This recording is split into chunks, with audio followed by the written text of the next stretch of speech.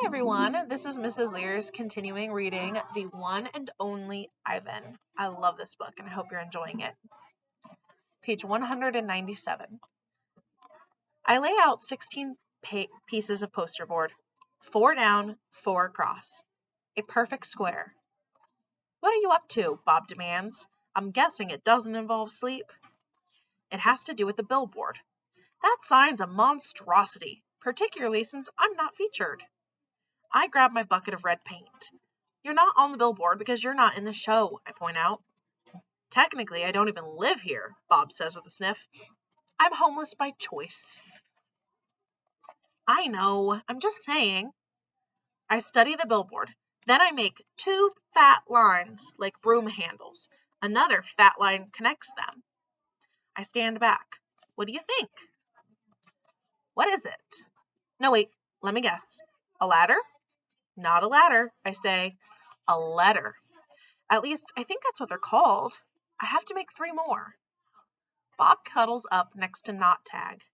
Why? He asks, yawning. Because then I'll have a word, a very important word. I dip my fingers into the paint. What word? Bob asks. Home. Bob closes his eyes. That's not so important, he says quietly. All day long, I knuckle walk circles around my cage. I'm so nervous I can't nap. I can't even eat. Well, not very much anyway. I'm ready to show Julia what I've made. It has to be Julia. She's an artist. Surely she'll truly look at my painting. She won't notice the smudges and tears. She won't care if the pieces don't quite fit together. She'll see past all of that.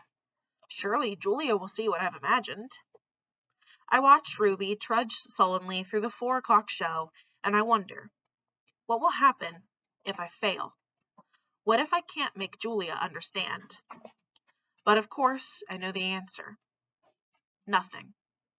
Nothing will happen. Ruby will remain the main attraction at the Exit Big Top Mall and Video Arcade, conveniently located off I-95, with shows at 2, 4, and 7, 365 days a year, year after year after year. It's time to show my work. The mall is silent, except for Thelma the macaw, who is practicing a new phrase. Uh-oh! Julia is finishing her homework. George is sweeping outside. Mac has gone home for the night. I grab Knot Tag and carefully pull out the folded papers. So many paintings, page after page, piece after piece of my giant puzzle. I pound on my glass, and Julia glances over. Fingers trembling, I hold up one of my paintings. It's green and brown, a corner piece. Julia smiles. I display another picture, and then another, and another, and another, each one a tiny part of the whole. Julia looks confused. But what is it? She asks. She shrugs. It doesn't matter. It's pretty just as it is. Uh-oh, says Thelma. No, I think. No, it does matter. George calls out to Julia. He's done for the night. Grab your backpack, he says, and hurry, it's late. Gotta go, Ivan, Julia says. Julia doesn't understand. I have to find the right pieces. I dig through the pile. They're here somewhere. I know they are. I find one, another one, another. I try to hold up 4 of them against the glass. Bob, I say, hurry, help me. Bob grabs paintings with his teeth and drags them to me. One by one, I shove pictures through the window crack. They crumple and they tear. There are too many pieces. My puzzle is too big. Careful, Ivan, Julia says. Those might be worth millions someday. You never know. She arranges the paintings into a neat stack. I suppose Mac's going to want to sell these in the gift shop. She still doesn't understand. I shove more out of the hole and more, all of them, one after another. So Ivan's been painting, has he? George says as he puts on his coat. A lot, Julia says with a laugh. A whole lot. You're not taking all those home with you, are you? George asks. I mean, no offense to Ivan, but they're just blobs. Julia thumbs through the towering stack of paintings. They might not be blobs to Ivan. Let's leave those by the office, George suggests. Mac will want to try selling them. Although why anyone would pay $40 for a finger painting a 2-year-old could do, I don't know. I like Ivan's work, Julia says. He puts his feelings into them. He puts his hair into them, George says. Julia waves goodbye. Night, Ivan. Night, Bob. I press my nose against the glass and watch her walk away. All of my work, all my planning, wasted. I look at Ruby sleeping soundly, and suddenly I know she will never leave the Big Top Mall. She'll be here forever, just like Stella. I can't let Ruby be another one and only.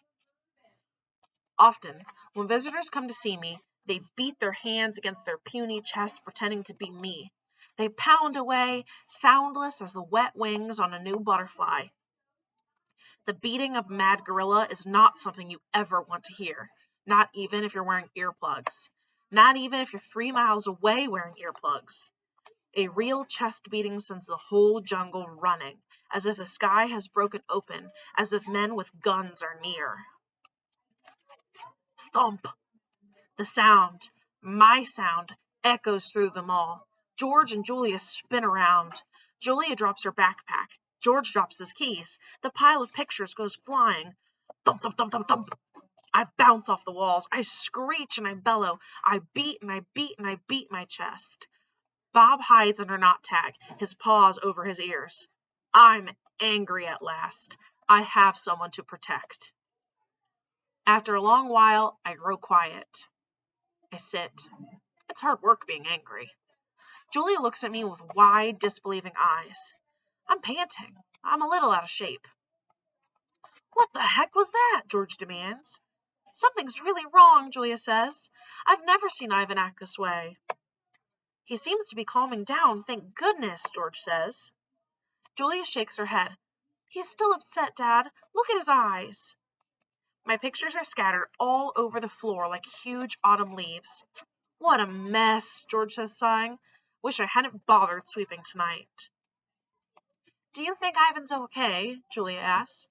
Probably just a temper tantrum, George says. He reaches under a chair to retrieve a brown and red picture. Can't say I blame the guy stuck in that tiny cage all these years. Julia starts to answer, but then she freezes. She cocks her head. She stares at her feet, where my pictures lie in disarray. Dad, she whispers, come see this. I'm sure he's another Rembrandt, George says. Let's pick these up and get going, Jules. I'm exhausted. Dad, she says again, seriously, look at this. George follows her gaze. I see blobs, many, many blobs, along with the occasional swirl. Please, can we go home now? That's an H, Dad. Julia kneels down, straightening one picture, then another. That's an H. And here, she grabs more pictures. Put this one here, and I don't know, maybe that one. You have an E. George rubs his eyes. I hold my breath. Julia is running now. She picks up one picture, sets down another. It's like a puzzle, Dad. This is something. It's a word, maybe words, and a picture of something, a giant picture. Jules, George says, this is crazy. But he's looking at the floor, too, wandering from picture to picture and scratching his head. H, Julie says. E, O, ho? Julia chews her lower lip. H-E-O. And that looks a lot like an I. H-E-O-I? George writes in the air with his finger. I-E-O-H? Not the letter, an actual I. And that's a foot, or maybe a tree. And a trunk, Dad. I think it's a trunk. Julia runs to my window. Ivan, she whispers, what did you make? I stare back. I cross my arms. This is taking much longer than I thought it would. Humans. Sometimes they make chimps look smart.